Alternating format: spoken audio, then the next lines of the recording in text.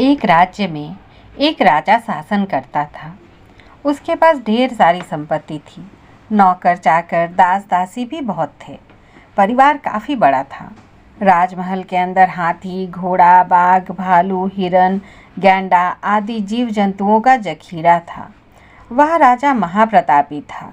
कई राज्यों पर विजय हासिल कर शत्रु विहीन होकर आनंद के साथ प्रजा का पालन कर रहा था। उसकी एक रूपवती रानी थी। वह भी हमेशा राजा का मन मोहने में तत्पर रहती। इन सब के बावजूद राजा के मन में एक अभाव रह गया था।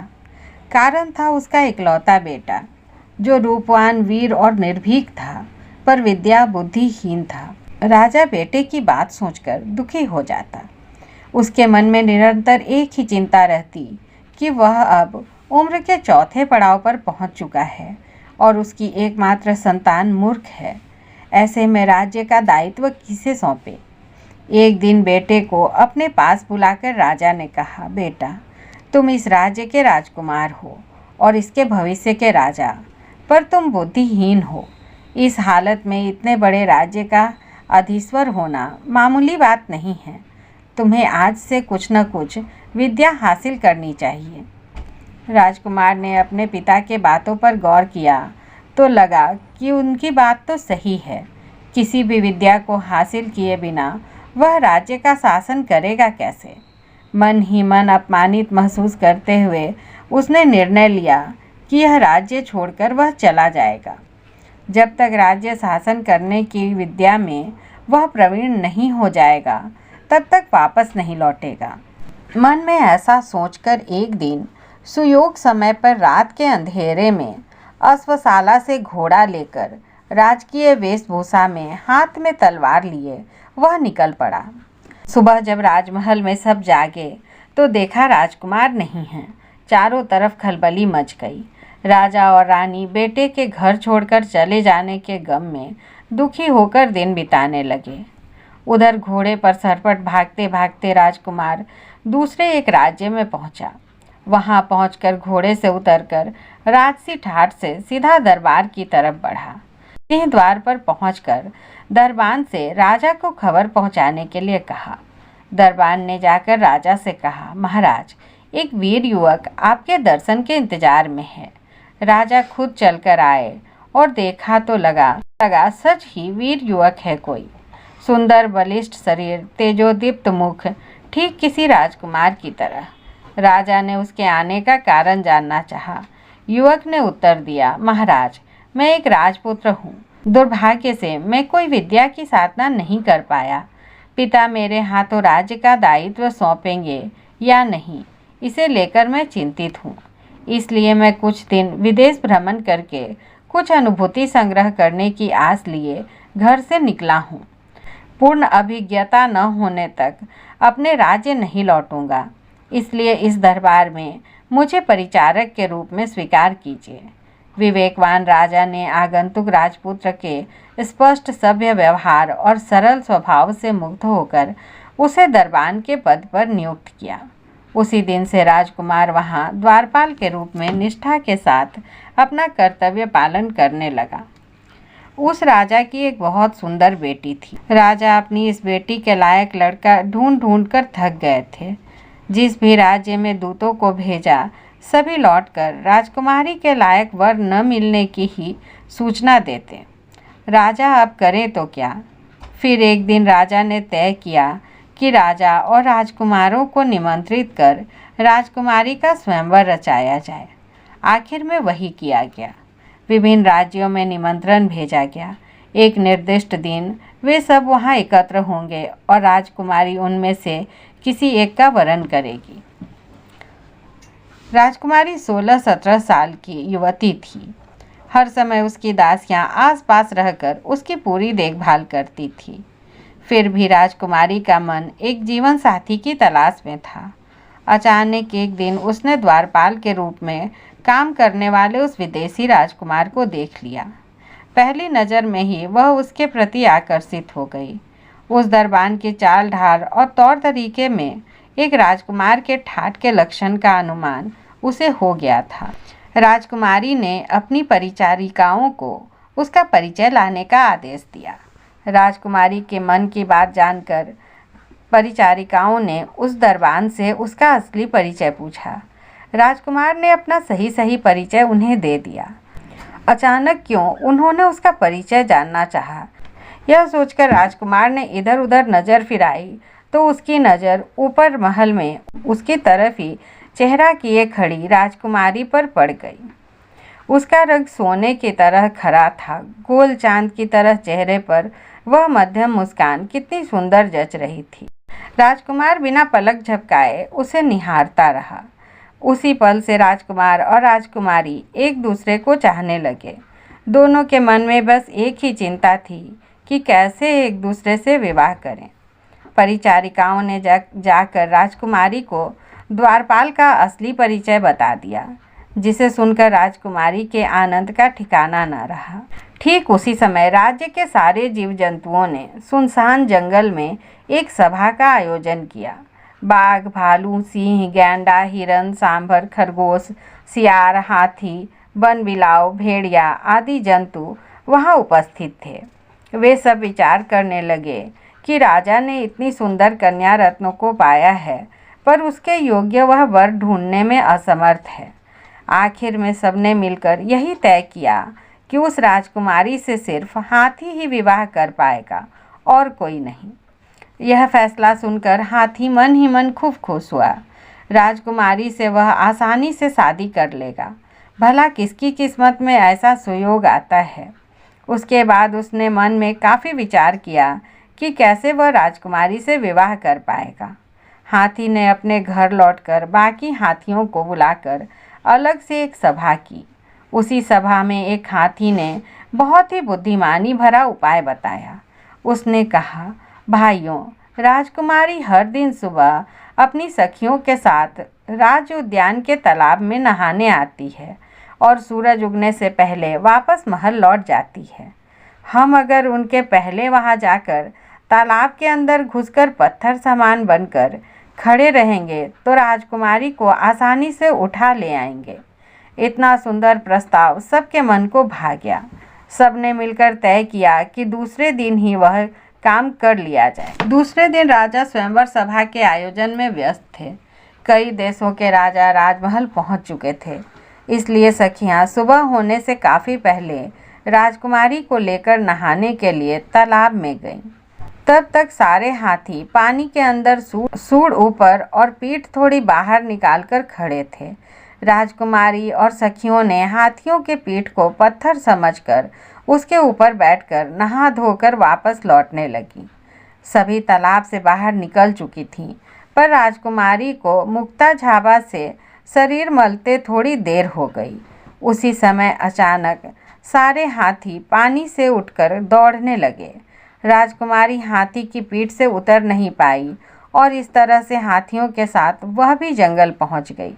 सखियों ने राजकुमारी की यह हालत देखकर रोते रोते राजा के आगे सारी बातें बता दी। अंतःपुर में खलबली मच गई। राजकुमारी पर यह कैसी आपदा आन पड़ी। सभी हाय तौबा मचाने लगे। द्वार पर प्रहरी का काम करने वाले राजकुमार ने जैसे ही यह बात सुनी, उसके सिर पर मानो आसमान फट पड़ा। उसकी राजकुमारी का आज अपहरण हो गया था। अनेक दिनों की आशा, विश्वास, सपने क्या सब पानी में मिल जाएंगे। जिसके बिना बेगानों के द्वार पर प्रहरी बनकर भी वह गर्वित है, उसका आज ऐसा हाल है। वह कैसे यह सब सह पाएगा। उसका मन बार बार मथने लगा। उसने सोचा कि राजकुमारी अपनी ऐसी असहाय स्थिति में उसे जरूर याद कर रही होगी, इसलिए अब कैसे भी हो उनकी रक्षा करनी होगी, नहीं तो फिर अपना जीवन भी वह हार जाएगा। इसलिए वह राजा से अनुमति लेकर घने जंगल की तरफ रवाना हो गया। बीहड़ जंगल में दोपहर के समय भी सूर्य की किरण दिखाई पड़ना स्वप्न की तरह था। बाघ कह रहा है मैं हूँ, सांप कह रहा है मैं हूँ। भूत पिशाचों के हो हल्ले से रोम रोम काँप रहे हैं।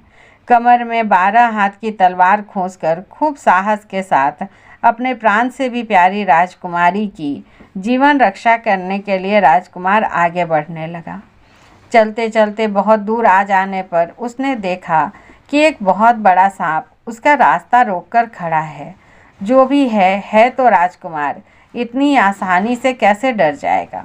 मन में साहस जुटाकर सांप को सुनाते हुए बोला, मैं न जाने कितने बड़े बड़े सांपों को मारकर खा गया हूँ। ये एक मामूली सांप मुझे भला क्या डराएगा। यह तो मेरे एक कौर के लिए भी कम है। उसकी बात सुनकर सांप ने डरते हुए धीरे धीरे वहाँ से खिसकना शुरू किया। यह देखकर राजकुमार ने अपनी कमर से 12 हाथ की तलवार निकालकर सांप को मारने के लिए ऊपर उठाई। तभी सांप सहमकर बोला, भाई मुझे मत मारो, मेरे पास एक मणि है, इसे ले जाओ। ज़रूरत पड़ने पर मंत्र पढ़कर इसे नीचे रख देना तो 12 कोस तक चारों तरफ जलमग्न हो जाएगा। शायद ज़रूरत पड़ जाए। ऐसा सोचकर सांप से मणि लेकर मंत्र सीखा और राजकुमारी के बारे में सांप से पूछा। इसी रास्ते से हाथियों के राजकुमारी को ले जाने की बात सांप ने उसे बताई। उसके बाद सांप को तलवार से एक चोट मारकर राजकुमार आगे बढ़ गया। कुछ दूर जाने पर और भी घना जंगल पड़ा। चारों तरफ सन्नाटा था। सामने देखा एक बहुत बड़ा बाघ हुंकार भर रहा है। राजकुमार के रोम रोम कांप उठे। वह सीने में दम भरकर बिना डरे आगे बढ़ा और बाघ को सुनाते हुए बोला, ओहो, न जाने ऐसे कितने बाघों को मैं मार चुका हूँ। इस पिद्दी से भला मैं क्यों डरूं? इसे खाऊं तो एक ग्रास भी न हो। राजकुमार की बात सुनकर बाघ डरकर 2 कदम पीछे हट गया।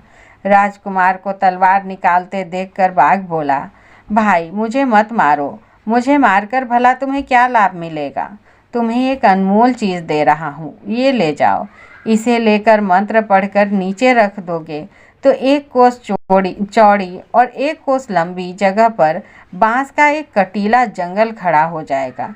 इतना कहकर बाघ ने उसे मंत्र बताकर बांस की एक नली दी। राजकुमार ने बांस की नली लेकर राजकुमारी के बारे में पूछा। बाघ ने बताया कि हाथियों का झुंड राजकुमारी को इसी रास्ते से लेके गया है। बाघ जिंदा रहेगा तो कहीं दुश्मनी न करे, यह सोचकर तलवार के एक प्रहार से बाघ को मारकर राजकुमार आगे बढ़ गया। कुछ दूर और चलने पर और भी बीहड़ जंगल मिला। चारों तरफ रात का अंधेरा फैला हुआ था। ठंडी हवा से शरीर कांप रहा था। मन को कड़ा करके राजकुमार आगे बढ़ रहा था। तभी उसे सामने एक राक्षस दांत निकालकर हंसता हुआ खड़ा मिला। राजकुमार ने तलवार की मूठ पर हाथ रखकर सतर्कता के साथ आगे बढ़ते हुए राक्षस को सुनाता सा बोला, ओहो, न जाने कितने राक्षसों को मैं मार चुका हूँ। इसकी भला क्या औकात है। इसे खाऊंगा तो मेरे एक ग्रास के बराबर भी न होगा। राजकुमार की बात सुनकर राक्षस डर गया। विनती करते हुए राक्षस बोला, भाई मुझे मत मारो, मैं तुम्हें एक मणि दूंगा, तुम उसे ले जाना, शायद तुम्हारे काम आए। मंत्र पढ़कर इसे नीचे रख देने पर 12 कोस तक सिर्फ आग ही आग होगा। राजकुमार ने राक्षस से राजकुमारी के बारे में पूछा तो राक्षस बोला, कुमार, यह जंगल की सबसे घनी जगह है। यहाँ से कुछ दूर जाने पर एक बहुत बड़ा बरगद का पेड़ मिलेगा जो न जाने कब से उस जगह पर अपनी शाखा प्रशाखा फैलाए खड़ा है। वह एक बड़ी छतरी की तरह फैला हुआ है। वहाँ किसी भी इंसान का जाना आना नहीं है। उसी पेड़ के नीचे जंगल के सारे हाथी झुंड बनाकर रहते हैं। वह पेड़ इतना घना है कि धूप, बरसात और ठंड से उन सब का बचाव करता है। दिन में हाथी चरने निकलते हैं और रात में वहाँ सोते हैं। उन्हें एक दिव्य सुंदरी लड़की को ले जाते मैंने देखा है। राक्षस ने इससे इतना सुनने के बाद राजकुमार ने चालाकी से उसे मार दिया और बहुत सतर्कता के साथ धीरे धीरे चलकर उस बरगद के पास पहुंचा। उसने देखा कि सचमुच काफी निरापद जगह है। इंसान का कोई नामो निशान नहीं है वहाँ। राक्षस के बताए अनुसार जगह थी वह। सारे हाथी यहाँ वहाँ चरने गए थे। चारों तरफ घूम फिर कर राजकुमार देखता रहा। पेड़ के बीचों बीच एक ऊंची जगह पर पुआल और घास डालकर एक छोटा बिछौना बनाया गया है। राजकुमार ने सोचा कि हो न हो यह राजकुमारी का आसन होगा। उसके बाद देखा कि पेड़ के बीचों बीच एक बहुत बड़ी खो है। उसमें एक क्या 2-3 आदमी आराम से छिप कर रह सकते हैं। इसलिए सब कुछ जांच परख लेने के बाद उसी खोह में एक तलवार लिए राजकुमार बैठ गया। वह मन ही मन सोचता रहा कि हाथियों को पता चल जाएगा तो उसके प्राण नहीं बचेंगे। इसलिए वह वन दुर्गा का स्मरण करने लगा। राजकुमार के भक्तिपूर्ण प्रार्थना से वन दुर्गा ने प्रसन्न होकर वर मांगने के लिए कहा। राजकुमार ने राजकुमारी का उद्धार करने की बात बताई।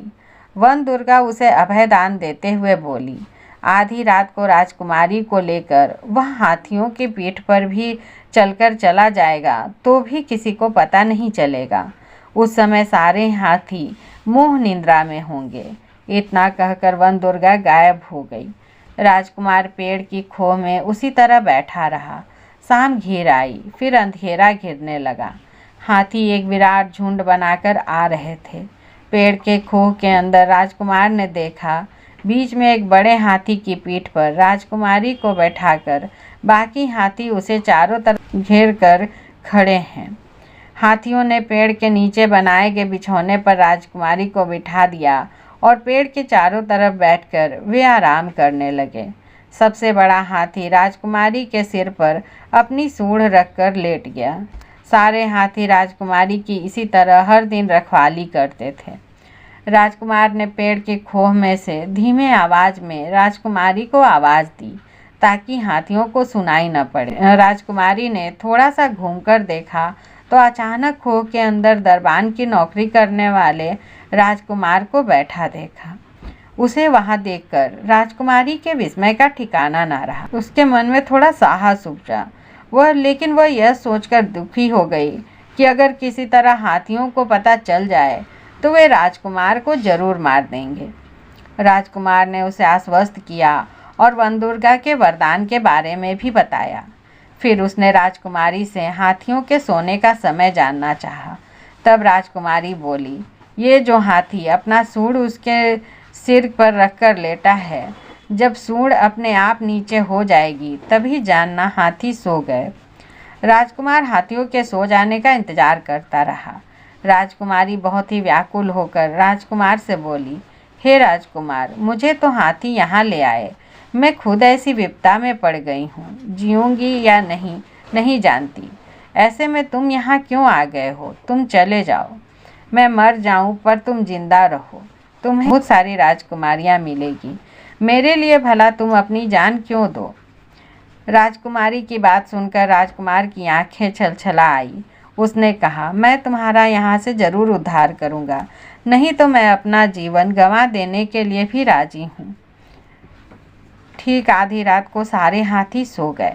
राजकुमारी के सिर पर सूंड रखकर लेटा हुआ हाथी भी सो गया, इसलिए उसका सूंड धीरे धीरे नीचे खिसकता गया। राजकुमार इस मौके को हाथ से जाने देने वाला नहीं था। वह तुरंत राजकुमारी को साथ लेकर हाथियों को पीठ पर से लांघते हुए बरगद के नीचे से बाहर आया और वन दुर्गा को याद करते हुए जिस रास्ते से आया था उसी रास्ते से लौटने लगा। वन दुर्गा की माया से हाथियों को कुछ पता नहीं लगा। दोनों जब काफ़ी दूर निकल गए तब हाथियों को होश आया। उठकर देखा तो राजकुमारी नदारद थी। उन्होंने अनुमान लगाया कि 4 पांव के निशान हैं, यानी 2 आदमी होंगे, जिनमें से एक स्त्री और एक पुरुष। उसका अर्थ हुआ कोई पुरुष ही राजकुमारी को ले गया है। पांव के निशान का पीछा करते हुए सारे हाथी दौड़ने लगे। बहुत दूर जाने के बाद उन्होंने उन्हें देख लिया। उन्हें देखते ही हाथी चिंघाड़ने लगे। उनकी चिंघाड़ सुनकर राजकुमार को कोई शक नहीं रहा कि हाथी उनका पीछा कर रहे हैं। इसलिए जैसे ही हाथी पास पहुंचने को हुए, उसने सांप की दी गई मणि को नीचे रखकर मंत्र फूंक दिया। देखते ही देखते चारों तरफ पानी भर गया। राजकुमार और राजकुमारी जल्दी जल्दी आगे बढ़ने लगे। हाथियों ने काफ़ी कोशिश कर पेड़ों से डाली तोड़ और पानी के ऊपर डालकर उस पर चढ़कर पार करने लगे और फिर दौड़ने लगे। जब हाथी फिर उनके पास पहुंचने लगे तो राजकुमार ने बाघ की दी गई बांस नली को मंत्र पढ़कर नीचे रख दिया। 12 कोस लंबा और 1 कोस चौड़ा बांस का जंगल तैयार हो गया। हाथी बड़ी मुश्किल से एक एक बांस को तोड़कर उसके अंदर से रास्ता निकालकर आगे बढ़े। वे बांस के जंगल को पार कर पाते तब तक राजकुमार और राजकुमारी काफ़ी आगे निकल गए।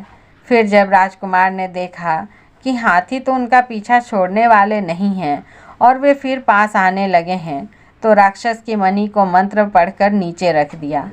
तुरंत 12 कोस दूर तक आग ही आग फैल गई। हाथी अब आगे नहीं बढ़ सके। आग से डरकर पीछे कदम हटाते हुए अपने ठिकाने पर वापस लौट गए। अब राजकुमार खूब खुश होकर राजकुमारी को लेकर राज दरबार पहुंच गया। दरबान राजकुमार की बहादुरी देखकर सभी विस्मित हो गए। राजा ने फिर उसे दरबान के रूप में नियुक्त न कर अपनी इकलौती बेटी का विवाह उससे करा दिया। अंत में राजा बेटी और दामाद के हाथों राज्य का दायित्व सौंपकर खुद वानप्रस्थ के लिए रवाना हो गए। वह राजकुमार फिर अपने राज्य न लौटकर वहीं राजा बनकर प्रजा का पालन कर सुखपूर्वक रहने लगा।